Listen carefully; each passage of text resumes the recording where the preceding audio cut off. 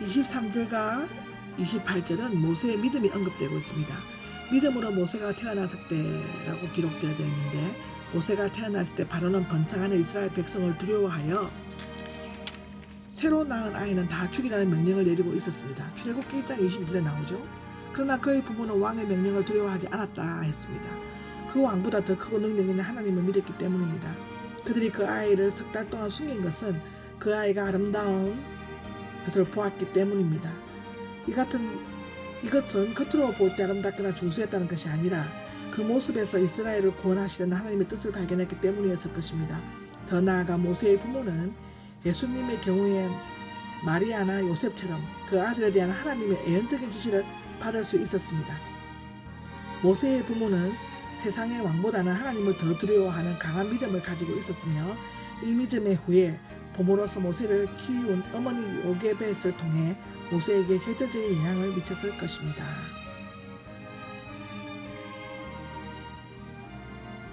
모세의 믿음은 5가지 특징을 가지고 있습니다. 첫째로는 바로의 딸의 아들이라고 부리는 것을 거절했다라고 했는데, 바로의 딸은 18왕조의 3대 왕 투트모스 1세와 2대 왕 아멘호텝의 딸 사이에서 난 하셉스트로 알려지고 있습니다. 그녀는 무남 동료였으므로 왕위를 차지할 수 있었지만 남편인 투트모스 2세에게 양보하였습니다. 둘 사이에는 딸이 한 명 있었으나 어릴 때 죽었고, 남편도 일찍 죽었으므로 다 왕위는 투트모스 2세와 궁녀 사이에서 난 투트모스 3세라고 이어졌습니다. 그러나 그는 어렸으므로 하셉수트가 약 20년간 실제적인 통치권을 행사하였습니다. 아마도 그녀는 일찍 딸을 잃고 모든 사랑을 모세에게 쏟아 것이며, 모세는 그녀의 호강을 입어 왕이 될 수도 있을 것입니다. 그렇지만 모세는 바로의 딸의 아들, 즉 법적인 왕자가 되거나 왕위를 계승하게 된 특권을 거절하였습니다. 그가 거절한다는 것은 히브리 노예의 편을 들어 애국 사람을 죽이는 행동으로 표현되었습니다.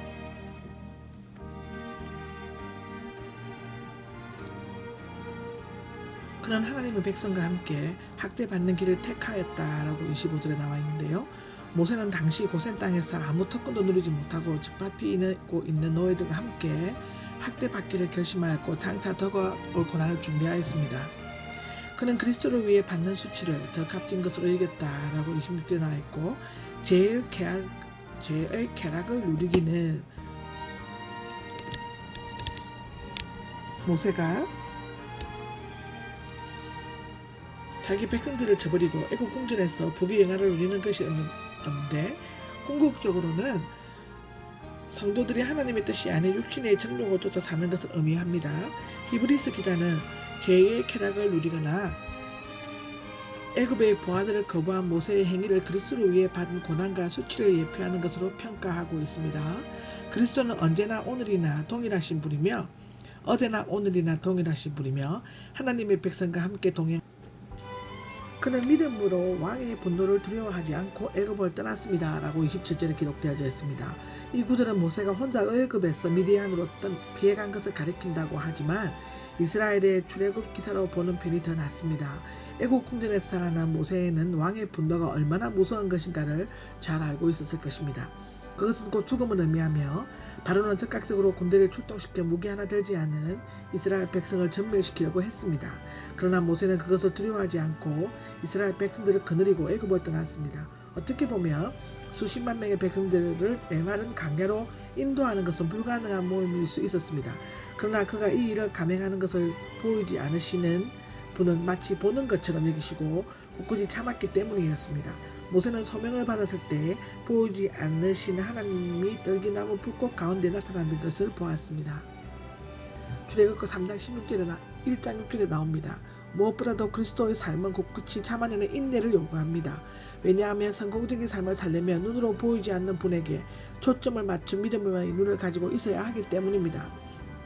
바로는 모세를 통해 역사하시는 하나님의 기적을 보면서도 믿지 않지만, 모세는 보이지 않는 하나님을 보는 것처럼 믿으면서 오랜 강야 생활의 고난과 역경을 끝까지 참고 견디었습니다. 아멘. 그는 믿음으로 유월절을 지키고 피 뿌리는 일을 행하였다라고 28절에 나와 있습니다. 하나님의 말씀과 재앙인 장자의 죽음이 있던 밤에 모세는 하나님의 명령을 따라 믿음으로 유월절을 지키고 피 뿌리는 일을 행하였습니다. 어떻게 보면 그 살벌하고 캄캄한 밤에 이스라엘 백성들로 하여금 문설주와 임방에 어린 양의 피를 바르는 것은 쉽게 납득할 수 없는 명령처럼 여겨질 수 있었습니다. 그러나 모세는 유월절을 명하신 하나님의 말씀을 그대로 믿었기 때문입니다. 그 결과 애굽인들의 장자들은 죽음을 당했으나 이스라엘의 장자들은 구원을 받을 수 있었습니다. 사실상 이스라엘을 구원한 것은 유월절 양으로 예표된 오실 메시아에 대한 믿음이었습니다. 만일 모세와 이스라엘이 오실 메시아를 믿음으로써 구원을 받았다면 지금 우리는 이미 오신 구세주 즉 메시아를 믿음으로써 구원을 받고 있다고 기록되어져 있습니다. 출애굽과 가나안 정복 때 사람들의 믿음에 대해 언급하고 있습니다. 29절에서 31절이 그렇습니다. 믿음으로 이스라엘 백성들은 29절을 보면 홍해를 건너는 사건은 모세의 인도하에 이루어졌으므로 모세의 믿음에 포함되어야 하지만 주어를 복수로 하여 이스라엘 사람들의 믿음으로 소개하고 있습니다. 이스라엘 백성들은 쫓아오는 애국 군대를 보고 심히 두려워하면서 모세를 비난하고 원망하였습니다. 그러나 모세가 믿음으로 지팡이를 내밀어 홍해를 갈랐고 백성들은 믿음으로 홍해를 마른 땅을 지나가는 것처럼 건넜습니다. 애굽인들은 그렇게 행하려다가 시도하다가 시험하다가 물에 빠져 죽었다라고 기록되어 있죠. 애굽이나 하나님의 능력을 믿지 않고 자신들도 그렇게 해보려고 하다가 바닷물이 본래로 밀려 들어와 물속에 잠겨 전멸하고 말았습니다. 이 기록이 출애굽기 14장 23절에서 28절에 기록되어져 있습니다. 믿음으로 이스라엘 백성들은 2절과 다음 절에는 출애굽 이후 본격적으로 가나안을 정복하는 과정에서 일어난 사건들을 다루고 있습니다. 이스라엘은 여호수아의 인도로 요단강을 건너자마자 여리고성을 무너뜨려야 했고 그러나 그 여리고성에 철저한 방어태세를 갖추고 있었으나 이스라엘은 아무런 무장도 군대 조직도 없었습니다. 결국 여리고성은 이스라엘 백성들이 7번 돌아설 때 무너졌는데 그것은 그들의 횃불이나 나빠 행전 외침 때문이 아니라 하나님께 대한 순종적인 믿음의 능력 때문이었습니다. 아멘.